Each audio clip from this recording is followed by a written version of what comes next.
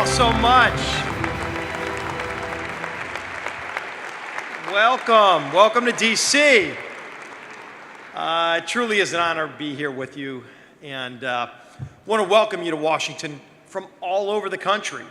I know in just a few hours, thousands of you will be making your way to the Hill to go and tour and meet with hundreds of members of Congress.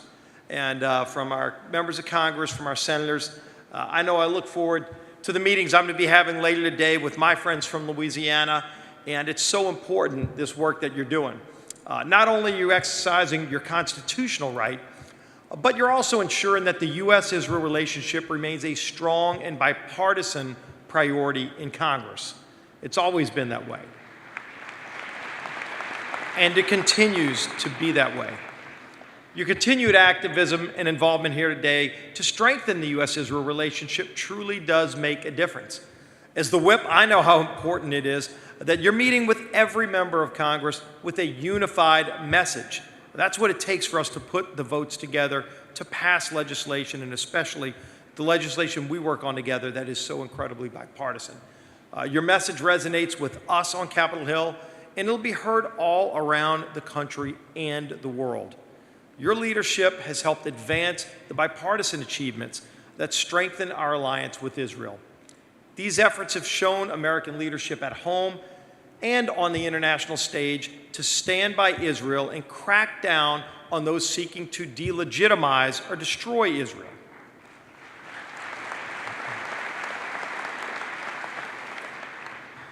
Unfortunately, Israel remains on the front line to terror.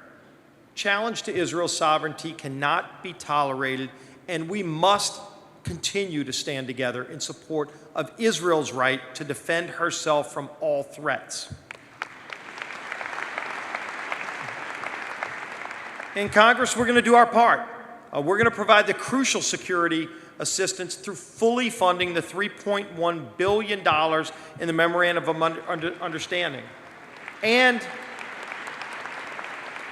the $705 million for Israeli missile defense, a vital system that protects Israel.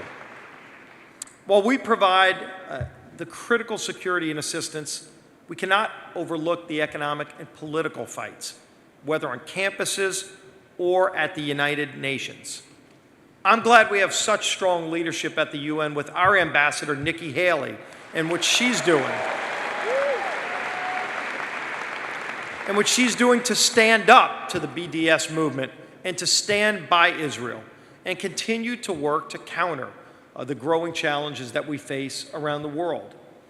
We must also continue to use all of our tools available to cut off Iran's support for its proxies and stop their ballistic missile program. In the House, we've passed legislation to impose sanctions to cut off Hezbollah's resources and on Iran for its ballistic missile program. These are key steps to counter Iran's destructive actions that undermine regional peace and security.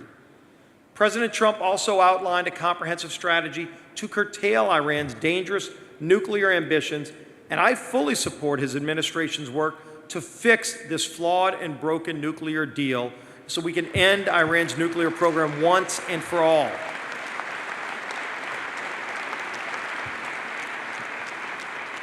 President Trump has also followed through on what most politicians have simply talked about for years by fulfilling his promise to move the U.S. Embassy to Jerusalem.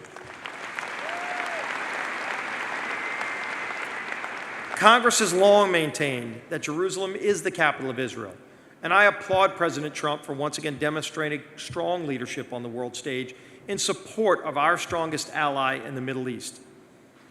I'm glad. And look, I've been to Israel a number of times, and when you go to Jerusalem and you walk the streets, as a Catholic, I feel so warm and embraced by the people of Jerusalem to be able to share and experience such an important part of my faith in a Jewish state, and that needs to continue.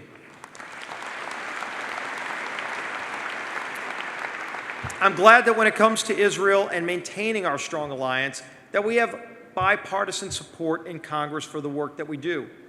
Much of our united front is a result of your hard work and constant advocacy to make sure that not only do you deliver the message, but you work with both sides of the aisle so that when we bring legislation to the floor, it truly is bipartisan. And that sends an important message to the rest of the world that America is united. Maybe there are areas where we're divided, so I hear, but when it comes to our strong support for Israel, we come together as a united Congress, Republican and Democrat, to express our support for the policies that are so important.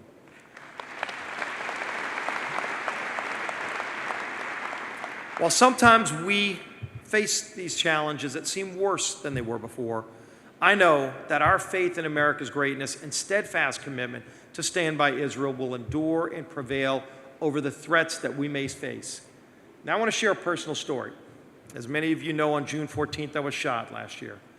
And it was a horrific day in many ways, but it was also a day and then a period of time where I saw the greatness of people all around the country, so many of you that prayed for me. I want to personally thank all of you for the prayers. They truly lifted me up during incredibly tough times.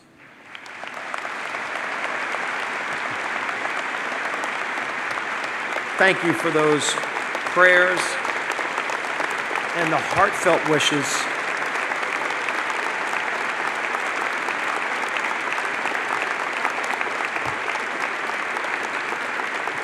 I should probably just leave when I get a standing ovation, but I want to share something else with you, a personal story about the great leader of Israel, Prime Minister Benjamin Netanyahu, who's going to be addressing you later today. I've met Prime Minister Netanyahu many times. We're going to meet later today when the Prime Minister meets with our congressional leadership, Republican and Democrat. But I've also met him a number of times every time I go to Jerusalem. It's amazing when you go to Israel and you go as a congressional delegation with members of Congress. It might be 3 members of Congress. It might be 25 members of Congress. When Eric Cantor first brought me when I was a freshman member of Congress just 9 years ago. But the Prime Minister always makes it a priority to sit down with members of Congress of both parties and share the issues and the experiences. You know, when I got to go out and see the Iron Dome personally, it truly does make a difference. But after I was shot, on the day I was shot, we get a call from Prime Minister Netanyahu. Now, I was out of it for 3 days. I didn't come to after I had surgeries, fighting for my life, infections, and finally by day 3, I woke up. And my wife was there, my family was there. They started sharing some of the stories of the people that were praying all around the world. And one of the things that stood out, they said, Prime Minister Netanyahu called for you. And I said, Prime Minister Netanyahu called for me. I know he's busy. There's so many threats and problems that he's dealing with.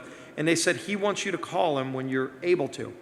So finally, about another day went by, and the fog had kind of lifted. And I said, okay, I'd love to talk to him. And so we arranged the call, and we spent just a wonderful conversation on the phone.